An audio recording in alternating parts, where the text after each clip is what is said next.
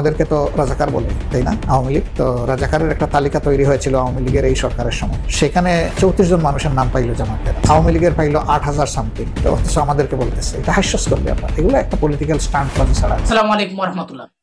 জামাতের বিরুদ্ধে সবচেয়ে বড় অভিযোগ 1971 সালে মহান মুক্তিযুদ্ধে বিরোধিতা করেছিল তারা। ঠিক কি কারণে মুক্তিযুদ্ধে অংশগ্রহণ করেনি তারা? রাজাকারদের দলও বলা হয় জামাত ইসলামকে। আসলে মূলত কারা রাজাকারদের দল এটা স্পষ্ট করে বলেছেন আমিরে জামাত ডক্টর শফিকুর রহমান। দর্শক আজকের ভিডিওটি আপনারা শুরু থেকে শেষ পর্যন্ত দেখবেন। আসলে জামাত ইসলামকে বলা হয় রাজাকারদের দল। আসলে রাজাকারদের দল যে আসলে কারা সেটা স্পষ্ট করে জানিয়েছেন আমিরে জামাত ডক্টর শফিকুর রহমান।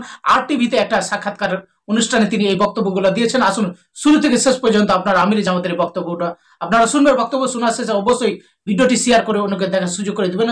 তো আসুন আমরা বিস্তারিত আমিরে জামাতের মুখ থেকে শুনে আসি। মুক্তিযুদ্ধে জামায়াতের কি ভূমিকা ছিল, কেনই বা তারা মুক্তিযুদ্ধের বিরোধিতা করেছিল? এর রায় আমি দিব না এইভাবে। আমি শুধু এতটুকু বলবো যে 1971 সালে যে মুক্তিযুদ্ধ সংগঠিত হয়েছিল, এটা সংগঠিত হওয়াটা অনিবার্য ছিল। কারণ যখন পশ্চিম পাকিস্তানের লোকেরা পূর্ব পাকিস্তানের লোকদের মতামতের গুরুত্ব দিল না, ভোটের অধিকারের স্বীকৃতি দিল না, ভোটে মেজরিটি সিট পাওয়া সত্ত্বেও আওয়ামী লীগের হাতে ক্ষমতা দিতে চাইল না, তখন কি আর করার ছিল এই জাতির? তখন একটা মুক্তিযুদ্ধ হয়েছে। এখন আপনি প্রশ্ন করতেই পারেন যে সেই মুক্তিযুদ্ধে আপনারা শরিক হলেন না কেন?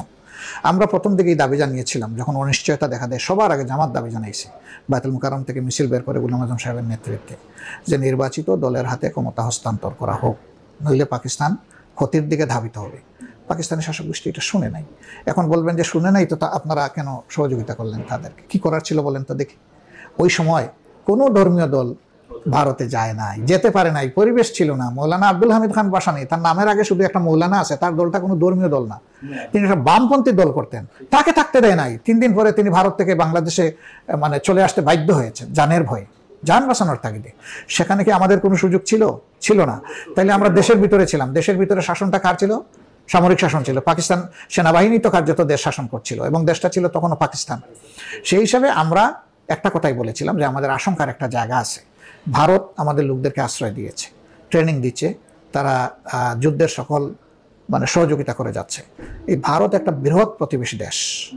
ভারত যদি তাদের সহযোগিতায় বাংলাদেশকে শাসন করতে সাহায্য করে, আর আমরা যদি এইভাবে স্বাধীন হই, তাহলে স্বাধীনতার সুফল বাংলাদেশি জনগণের ঘরে আসবে না, এটা ভারতের ঘরে চলে যাবে। 53 বছরের বাংলাদেশের ইতিহাস কি প্রমাণ করে? এখনকার মানুষ কি সাক্ষী দেয়? আমাদের এই একটাই আশঙ্কার জায়গা ছিল। এই আশঙ্কার জায়গা থেকে আমরা সরাসরি পারলাম না। আর ভারতে যাওয়ার আমাদের কোনো সুযোগ ছিল না। মুক্তিযুদ্ধ যারা করেছেন, শুধু কাদেরিয়া বাহিনী বলে যে তারা দেশের ভিতরে থেকেই মুক্তিযুদ্ধ করেছেন, আমরা তো শুধু একটা অঞ্চলের সংগঠন ছিলাম না, থাকুক মানুষ 10 জনে, কিন্তু সারা বাংলাদেশে ছড়াইছিল। ওরকম কোনো আঞ্চলিক ভিত্তিতে যুদ্ধ করারও সুযোগ জামাত ইসলামের ছিল না। তাছাড়া আমি তখন সেই বয়সের মানুষ না। এখন জামাতের তখনকার পলিসি সম্পর্কে কথা বলার আসলে আমারও কোনো আমার অধিকার নাই। আমি বলবো আমার অধিকারই নেই। আমি তো তখন মানুষও ছিল, আর আমি এই সংগঠনের সাথেও ছিলাম না, দুইটা কথা। হাওয়ার এরপরে যেটা আমরা বুঝতে পেরেছি যে জামাতের রিজার্ভেশনের জায়গাটা ওখানে ছিল। জামায়াতকে রাজাকার বলা হয়। 1971 সালে জামায়াত মুক্তিযুদ্ধে না গিয়ে যুদ্ধের বিরোধিতা করেছে, এমন গুরুতর অভিযোগ রয়েছে জামাতের বিরুদ্ধে। আপনারা এর দায় এড়াবেন কি করে? এখন বলবেন যে জামাতকে তাইলে তখন জামাতের কোনো লোক কোনো অপরাধ করে নাই। অপরাধ করেছে কি করে নাই? আমাদেরকে তো রাজাকার বলে, তাই না? আওয়ামী লীগ তো রাজাকারের একটা তালিকা তৈরি হয়েছিল আওয়ামী লীগের এই সরকারের সময়। সরকার বৈধ হোক অবৈধ হোক যাই হোক, আকম মুজাম্মেল হক হইলেন এটার মন্ত্রী, তারই নেতৃত্বে পাবলিশ হলো। সেখানে জামাত পাইল কত? 34 জন মানুষের নাম পাইল জামাতের। আওয়ামী লীগের পাইল 8000 সামথিং, অন্যান্য দলের বাকিটা 12,000 লোকের মধ্যে। তো দল কোনটা? তো অথচ আমাদেরকে বলতেছে, এটা হাস্যস্কর ব্যাপার। এগুলো একটা পলিটিক্যাল স্টান্টবাজি ছাড়া আর কিছু না। আসলে জামাতের তখন সেই রকম সংগঠনও ছিল না। আমি ছোট মানুষ, আমার একটা ইউনিয়নে আমি যা দেখেছি, আমার তো আর থানা দেখার সুযোগ তখন ছিল না। আমার 12 বছর বয়সে আমি থানা দেখবো কিভাবে, আর জেলা দেখবো? হ্যাঁ, 12 বছর। তো আমি আমার ইউনিয়নে দেখেছি ওখানে মাত্র 2 জন লোক জামাত ইসলামী করত, হাজার হাজার মানুষের। এই হলো জামাত ইসলামের তখনকার স্ট্রেংথ। কারণ ভোট কেন পাইছে?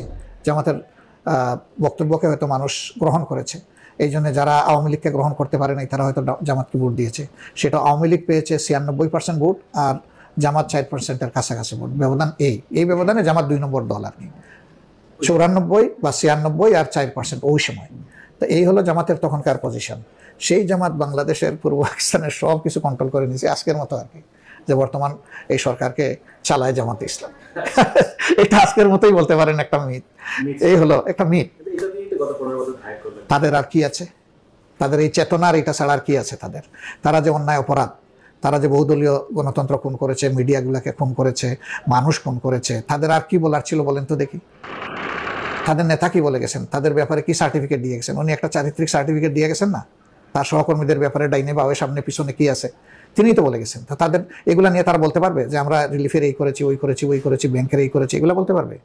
এগুলো নিয়ে তো আসতে পারবে না। তারা এখন আসবে কি নিয়ে? চেতনা নিয়ে আসবে। সেই চেতনা মানুষ দেখে ফেলছে। চেতনা দেখার আর মানুষের চেতনার অর্থ যদি হয় দেশের সমস্ত স্বার্থ অন্য কারো কাছে স্বেচ্ছায় বিক্রি করে দেওয়া, সেই চেতনা তো এই দেশের মানুষ মানবে না, আমিও মানবো না, আপনিও মানবেন না। ওই চেতনা আমরা চাই না। এটা জনগণ বলুক, আমরা বলা লাগবে না, এটা তো আওয়ামী লীগে বলে দিছে, আত্মস্বীকৃত তো।